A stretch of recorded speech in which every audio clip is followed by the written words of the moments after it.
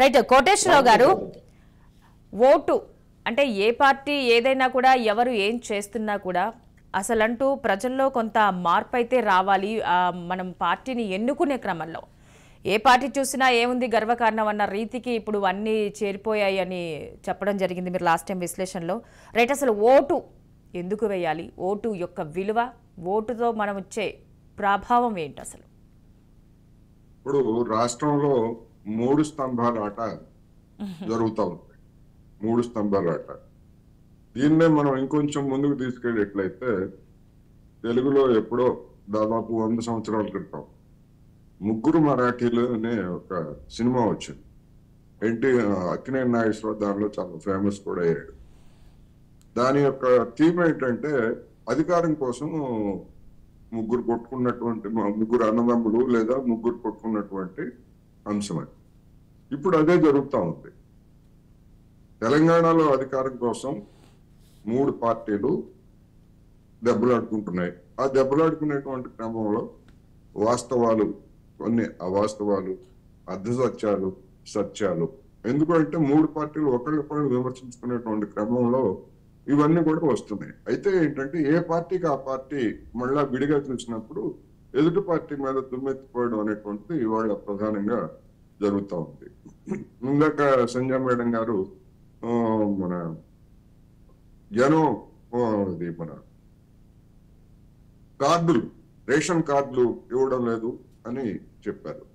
At the same time BJP ఏం చెప్తా ఉంది, మేము దేశంలో 80 కోట్ల మందికి ఉచితంగా ఆహార ధాన్యాలు ఇస్తున్నాము, అది ఈ డిసెంబర్తో ముగిసేటువంటి దాన్ని ఇంకొక 5 ఏళ్ల పాటు ఉచితంగా మేము దాన్ని పొడిగిస్తున్నామని చెప్పేసి బీజేపీ తన విజయంగా చెప్పుకుంటాం. ఒకవైపు దేశం అంతా సుభిక్షంగా ఉంది, దేశంలో ఆకలి లేదు అని చెప్పుకుంటున్నటువంటి అదే పార్టీ మరి 5 సంవత్సరాల పాటు అదనంగా ఈ ఉచిత పథకాన్ని ఇస్తామని చెప్తాం.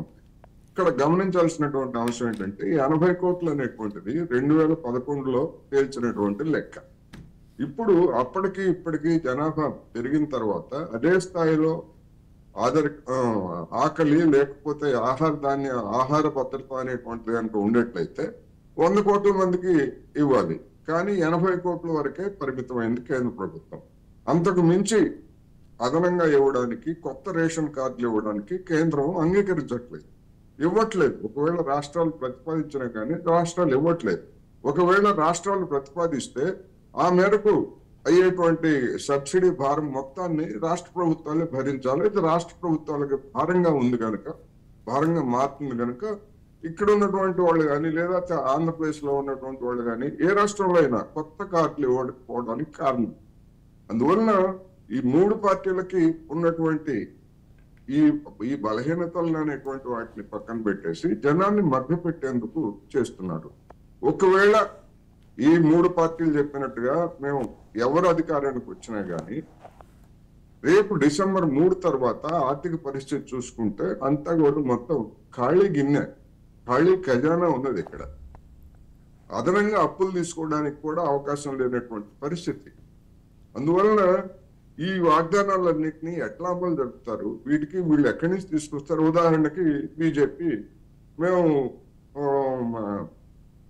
ధాన్యానికి క్వింటాల్కు 1000 రూపాయలు బోనస్ ఇస్తామని చెప్తా ఉంది. తెలంగాణలో రబీలో కానీ ఖరీఫ్ లో కానీ 1,00,000 కోట్ల టన్నులు కోటి టన్నులు సేకరణ చేస్తున్నారు. గతంలో ఉన్నటువంటి లెక్కల ప్రకారం 10 లక్షల టన్నులు అటు ఇటు కావచ్చు. మరి 1 కోటి టన్నులు కనుక చేసేట్లయితే ఇది టన్నుకి 10,000 రూపాయల చొప్పున చూసుకున్నప్పుడు 10,000 కోట్లు సబ్సిడీ కిందనే ఇవ్వాల్సి వస్తుంది. ఆ విధమైనటువంటి వాగ్దానాలని బీజేపీ చేస్తా ఉంది. ఇవాళ ఉన్నటువంటి పరిస్థితుల్లో ఇప్పుడున్నటువంటి సబ్సిడీలు కానివ్వండి లేదా ఇప్పుడున్నటువంటి పథకాలను కానీ కొనసాగిస్తూ ఆ మేరకు అదనంగా ఒకవేళ ఇచ్చినా గానీ తర్వాత వచ్చేటువంటి డిమాండ్ ఏంటంటే మరి మిగతా పంటల యొక్క పత్తి, తెలంగాణలో పత్తి అనేటువంటి ఒక ప్రధానమైనటువంటి వాణిజ్య పంట, దానికి కూడా కనీస మద్దతు ధర ఉంది. మరి దాని గురించి అందుకని ఇవన్నీ చూసినప్పుడు ఏంటంటే ఒక విధంగా చెప్పాలంటే 3 పార్టీల ఎన్నికల వాగ్దానాలు ఒక జుమ్లాగా ఉన్నాయి. అంటే అవసరార్థం కోసం జుమ్లా అంటే ఏమిటి అంటే అవసరమైనప్పుడు ఏదో మాట్లాడుతుంటాము అని చెప్పేసి అమిత్ షా గారు దాన్ని అర్థం చెప్పారు. ఇప్పుడు 3 పార్టీలు కూడా అదే విధమైనటువంటి వాగ్దానాలు చేస్తున్నాయి. వాస్తవాల మీద ఆధారపడి వాళ్ళు చేయడం లేదు అనేది ఈ సందర్భంగా నేను చెప్పదలుచుకున్నాను.